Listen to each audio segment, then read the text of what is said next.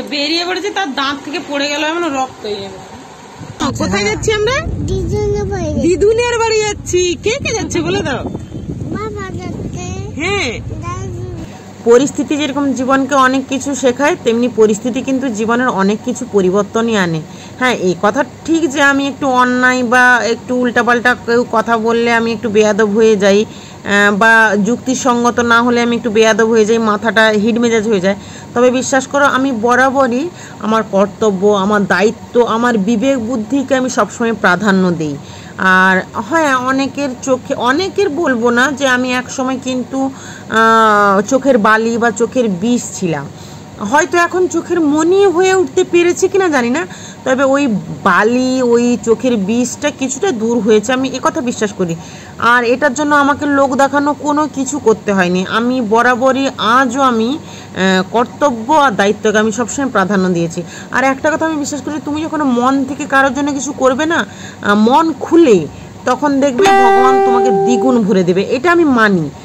এবং আমি এটা ফলও পেয়েছি। তো যাই হোক, আর কোথাও যাওয়ার হলে না, আমার এই ভ্রু দুটো আমাকে বিশাল বিশাল নাকানি চোবানি করে, তাই ওই ব্লেডই আমার কাছে ভরসা।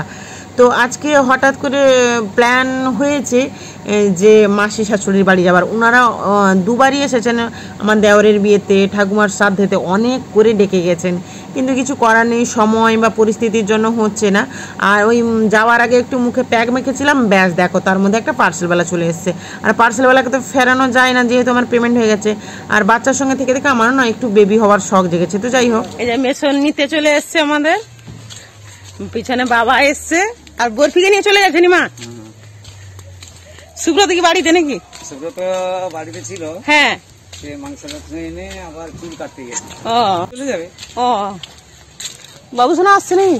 হ্যাঁ, আসছে। মাথায় লাগবে।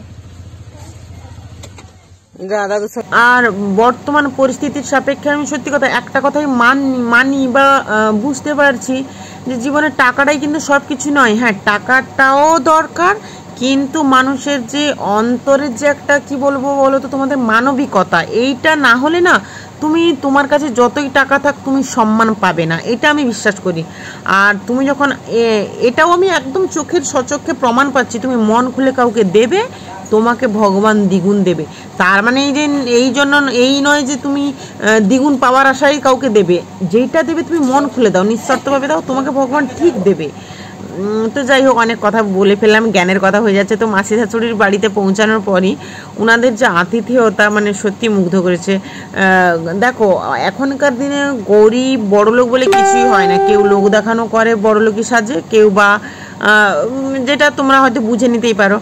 আর পৌঁছানোর সঙ্গে সঙ্গে শরবত, জল খাবার, আর ওনারা জানেন যে আমরা সকাল সকাল যাব, তার জন্য ওনারা ওই ঘুগনি, তারপর সিঙ্গাড়া, পেঁয়াজি সব রেডি করেছিলেন। ওনারা যখন দেখান আমরা অবাক হয়ে যাচ্ছি, আমরা এত কষ্ট করেছো তোমরা, সকালের এত জলখাবার রেডি করেছো, দুপুরের এত খাবার, ইলিশ মাছের ভাপা, ইলিশ মাছের ঝোল, বাপরে বাপ, দেশি মুরগি, এত কিছু। আর ওই যে দাঁড়িয়ে আছে আমার ননদিনী হয়, মানে মাসি শাশুড়ির মেয়ে, প্রথমবার তার সঙ্গে আলাপ হলো। আর খাওয়া দাওয়ার শেষে বরফি তার একটু নৃত্য কলা দেখিয়ে দিচ্ছে, এত নাচ শিখছে, না দেখালে হয়। আর বরফিকে তো ওনারা এত ভালোবাসছেন না, এটাই হচ্ছে বড় পাওয়া। তো বরফির সঙ্গে সঙ্গে ওই ননদের মেয়েও ওর মোবাইল দেখে নাকি না সব নাচ তুলে নিয়েছে, কি দারুণ নাচে। তো আমার কপিরাইট পড়বে বলে আমি মিউজিকটা দিতে পারিনি, কিন্তু আবার যখন বাবার ঘরে चालीस चटका मार के उनकी मारी के चले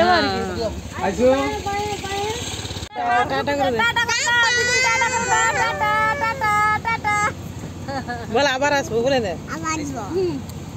टाटा कर दे टाटा हां आबार হইছে হ্যাঁ আইবো আইবো সর সুব্রত যাবি